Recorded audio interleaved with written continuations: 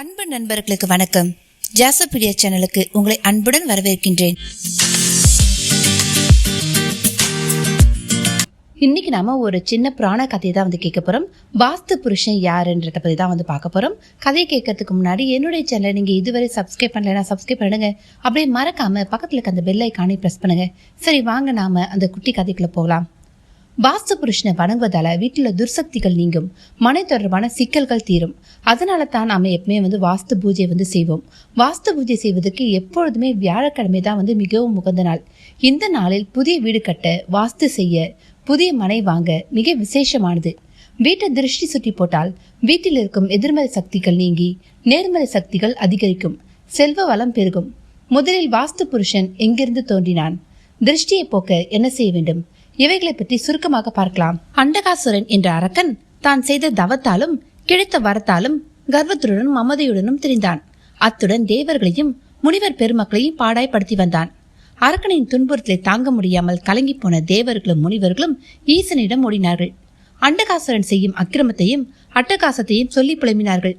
இதையடுத்து அவர்களது வேண்டுகோளை ஏற்ற சிவனார் அண்டகாசுரனுடன் போரிட்டார். அப்பொழுது பரமேஸ்வரனின் திருமுகத்திலிருந்து வேர்வை துளியானது விழுந்தது. அந்த துளியிலிருந்து பிரம்மாண்டமான மனித உருவம் பூதம் போல கிளம்பி வந்து நின்றது. அந்த உருவம் பசியால தவித்தது. பசிக்கிறது என்று அரட்டிக்கொண்டே இருந்தது. அண்டகாசுரனை அழித்தொழித்தார் சிவனார். இந்த அரக்கனின் உடலை தின்று பசியை போக்கிக்கொள் என்றார். உடனே அரக்கனின் உடலை தின்றது அந்த உருவம். அப்பொழுதும் அதற்கு பசி அடங்கவில்லை. இதனால் அந்த பூத உருவம் தேவலோகம் சென்று பசிக்கிறதே என்று கத்தியது. உணவு எதுவும் கிடைக்காமல் போகவே கண்ணில் பட்ட பொருட்களை எல்லாம் கீழே போட்டு உடைத்தது. தேவர்களை எல்லாம் மிரட்டியது. தேவர்கள் எல்லோரும் சேர்ந்து அந்த உருவத்தை கீழே பிடித்து தள்ளினார்கள். தேவலோகத்தில் இருந்த 53 தேவதைகள் குப்புற கிடந்த அந்த உருவத்தின் மீது ஏறி உட்கார்ந்து கொண்டார்கள். இதனால் மேலும் துடிதுடித்து போனது அந்த பூத உருவம். எப்படியாவது தேவதைகளிடமிருந்து தன்னை காப்பாற்றுங்கள் என்று பிரம்மாவிடம் பிரார்த்தனை செய்தது. உடனே படைப்பு கடவுளான பிரம்மா மனம் இறங்கினார். அதனால் அந்த பூதத்திடம், பூமியில் பிராமணர்கள் செய்யும் வைவஸ்த ஹோமத்தில் கொடுக்கும் பொருட்களை கொண்டு உன் பசியை போக்கிக்கொள். பூமியில் வீடு கட்டுபவர்கள் உனக்கு ஹோமம் செய்வார்கள், வாஸ்து பூஜை செய்வார்கள், அதை நீ சாப்பிட்டுக்கொள் என்று கூறி அந்த பூத உருவத்துக்கு பதவியையும் தந்தார். அது மட்டுமல்ல, பூமியின் மீது புதிதாக கட்டிடம் கட்டுபவர்கள் யாராக இருந்தாலும் உன்னை வணங்கியே துவங்க வேண்டும். மனையில் குடியிருப்பவர்கள் யாராக இருந்தாலும் அவர்களும் உன்னை வணங்க வேண்டும். அவர்களுக்கு உன் சக்தியை அருளை தந்து காப்பாயாக என்று அருளினார். மேலும் பிரம்மாவும் மற்றவர்களும் அந்த உருவத்துக்கு வாஸ்து புருஷன் என்று பெயரிட்டனர். வாஸ்து புருஷன் என்றால் மனையின் தலைவன் என்று அர்த்தமாம்.